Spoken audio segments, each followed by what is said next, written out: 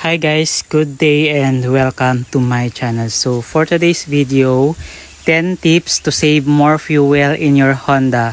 So yan guys, mas makakatipid pag ginawa mo to. Tara guys.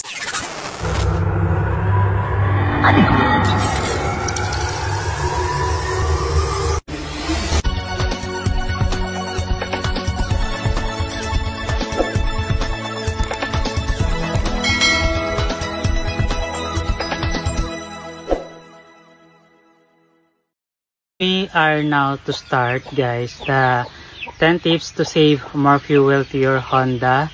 So number 1 guys, check tire air pressure. So mas maganda guys na bago tayo magbiyahe o umalis, kailangan i-check natin yung tire pressure kung lambot ba or tama ba yung hangin ng gulong. So yun yung importante sa number 1 guys na makakatipid ng fuel. So number 2, plan your destination.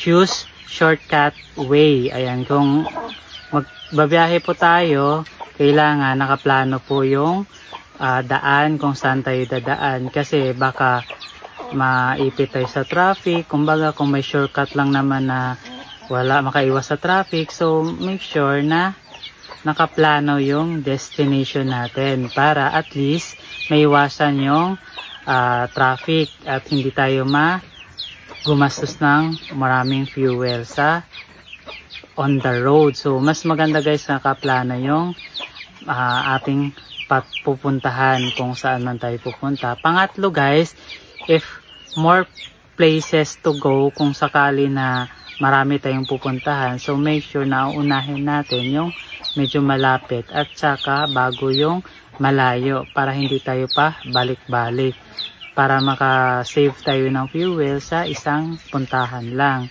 So yun guys yung number 3 ko.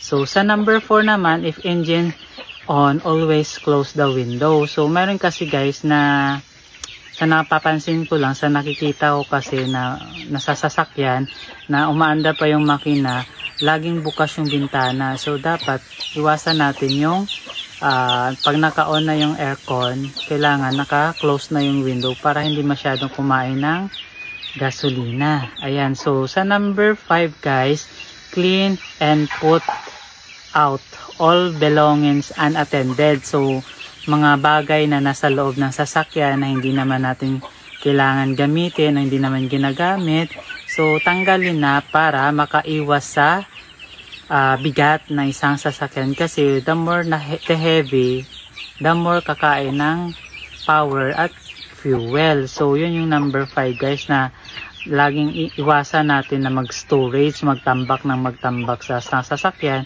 na hindi naman importante or hindi naman ginagamit. So number 6, control your air conditioning temperatures.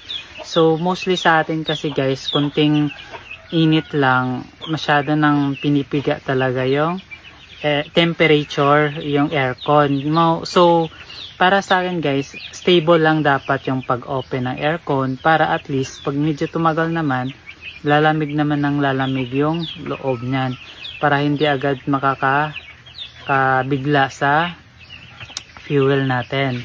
Ayan, so yun yung number 6. So number 7, do not full stop in the middle of the road. Dahan-dahan lang tayo sa pagpreno. So mas maigi guys na habang sa papalapit tayo sa maghihinto, halimbawa sa stoplight or may sasakyan na mahina na yung takbo, so malayo pa lang naka-control na yung takbo mo, na unti-unti ka nang magpipreno para hindi biglaan na magkaroon ng tatakbo yung sasakyan mo tapos biglang hihinto, kakain ng fuel.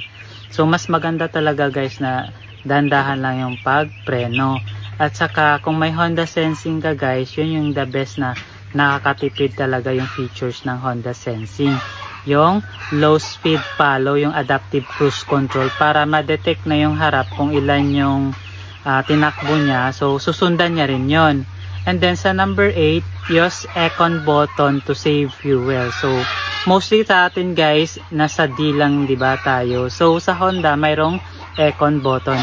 Kung sakali sa traffic, mag-econ button tayo, or maging long drive man na basta huwag tayo masyadong mabilis kung hindi naman tayo nagmamadali para at least makasave tayo ng fuel dahil yung aircon button hindi masyadong kumakain ng fuel dahil yung maintain yung takbo ng aircon button natin. So once na aircon button, mahinang ang takbo niya na hindi masyadong kakain ng fuel.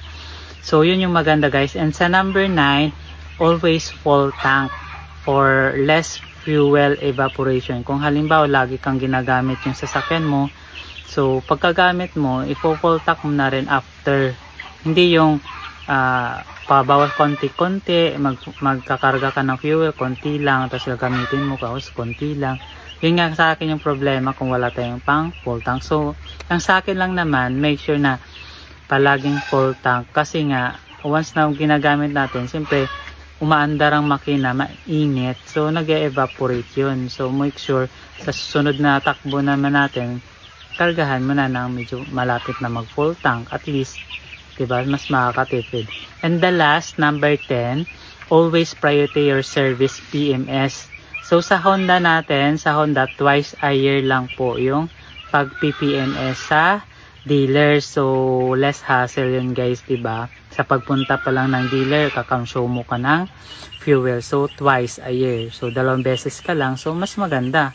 Kasi hindi nagpapagastos yung pagpunta mo. And then, mapalitan yung change oil mo, air filter mo, air filter, saka etc. Kung ano man yung mga aayusin, mga brake fluids, etc. Kung ano yung importante. So, make sure na kung ano yung kagustuhan ni Honda sa pag-PPMS na yung priority, yun ang uunahin bago yung mga other ipapaservice natin. Kasi mas mahalaga na malinis yung makina at saka yung engine oil natin. So, sana mag-change oil in the tamang oras para magiging maganda yung takbo ng performance ng isang sasakyan natin. So yan lang guys yung ating 10 tips para makatipid sa panahon ngayon na mahal ang mga gasolina. So kung may matutunan po kayo guys, yan, so thank you naman, and please comment lang kung may dadagdag pa kayo, or else kung wala naman, just subscribe my YouTube channel. Ayan, so thank you so much guys, and follow my Facebook page Boy Honda, and my FB Joven Jacob. So thank you so much guys, and God bless everyone. Bye.